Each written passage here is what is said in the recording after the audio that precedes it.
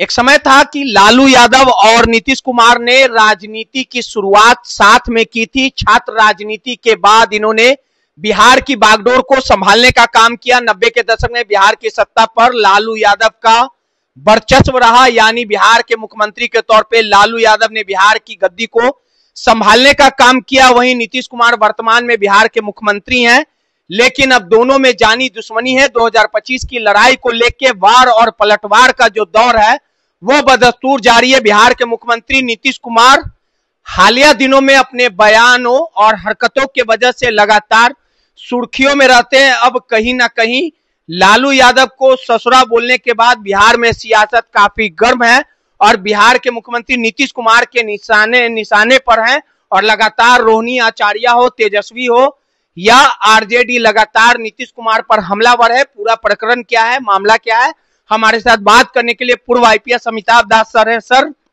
जिस प्रकार से बिहार के मुख्यमंत्री नीतीश कुमार लगातार हालिया दिनों में अपने जो कारनामे हैं और जो बयानों को लेके अभद्र भाषा का जो प्रयोग किया गया है उसको लेके सुर्खियों में है। अब रोहिणी आचार्य लगातार निशाना साध रही है। आखिर पूरा प्रकरण क्या है और आपको क्या लगता है कि इस तरह का बयान शोभा देता है? शोभा तो बिल्कुल नहीं देता। मुख्यमंत्री को क्या, किसी को भी शोभा नहीं देता। और ये बहुत दुर्भाग्य की बात है कि पलटू राम अब गाली गलौज पर उतर आए हैं और इसकी शायद ये वजह है कि अभी जो चुनाव होने वाले हैं 40-45 दिनों के बाद, उसमें एनडीए के हाथ से सत्ता फिसलती हुई दिखाई दे रही है। तो कहीं ना कहीं ये बौखलाहट है, हताशा है, लेकिन बौखलाहट में भी इस तरह से गाली गलौज नहीं करना चाहिए। और एक तरफ कई बार पलटू राम लालू यादव के साथ मिलकर सरकार बना चुके हैं, तब वे उनको बड़ा भाई करते रहते हैं। दोनों ने एक साथ ही राजनीति शुरू की थी 1974 के जेपी आंदोलन से, और अब गालियां देने लगे हैं। पूरे हिंदुस्तान में चर्चा हो रही है कि बिहार का मुख्यमंत्री किस दर्जे का आदमी है। पूरा प्रकरण था सर, क्या हुआ? मैंने तो एक ऐसे ही इसका एक वीडियो वायरल हो रहा है जिससे वो लालू यादव को ससुरा बोलते दिखाई दे रहे हैं।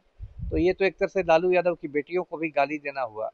तो इसके लिए पलटू राम को सार्वजनिक रूप से माफी मांगनी चाहिए। देखिए, ऐसे भी इनका दिमाग अब ठीक से काम नहीं कर रहा है। अब देखिएगा, कभी राष्ट्रगान होता है उस समय ये उछल कूद मचाने लगते हैं, कभी किसी आईएएस अधिकारी के सर पर उठाकर गमला रख देते हैं, कभी किसी महिला पर झपट्टा मारने लगते हैं, कभी कोई अनर्गल बयान दे देते हैं। प्रशांत किशोर ने कई बार मांग भी की है कि पलटू राम के मतलब दिमागी जांच हो और रिपोर्ट को सार्वजनिक किया जाए। तो अब ये मुख्यमंत्री बने रहने की स्थिति में अब नहीं है। अब जल्द से जल्द इनका बोरिया बिस्तर बंधना चाहिए। लेकिन जिस प्रकार से बिहार के मुख्यमंत्री लगातार हरकतों के वजह से, बयानों के वजह से जो सुर्खियों में रहते हैं, इसको लेके बिहार में सियासत भी होती है। जब नीतीश कुमार और भाजपा का साथ नहीं था तो यही भाजपा वाले हाय तौबा मचाते थे, कहते थे कि कहीं ना कहीं नीतीश कुमार जो हैं वो लाचार हैं, स्थिति ठीक नहीं है, मानसिक संतुलन गड़बड़ है। लेकिन अब बिहार के मुख्यमंत्री जब भाजपा के साथ है तो यही भाजपा वाला नहीं, इसी को तो राजनीतिक अवसरवादिता कहते हैं। यही अवसरवादिता है, मौका परस्ती है। एक समय जो प्रधानमंत्री है मोदी, वो नीतीश कुमार को कहते थे कि इनके डीएनए में ही खराबी है। उस समय उनको नीतीश कुमार के डीएनए से ही समस्या थी। अब नीतीश कुमार को अपना लाडला मुख्यमंत्री बताते हैं। ये जो सम्राट चौधरी हैं, जब विपक्ष के नेता थे तब कहते थे कि मैं अपने खर्चे पर नीतीश कुमार का दिमागी इलाज कराऊंगा। आज उसी नीतीश कुमार के अंडर में उप मुख्यमंत्री बने हुए हैं।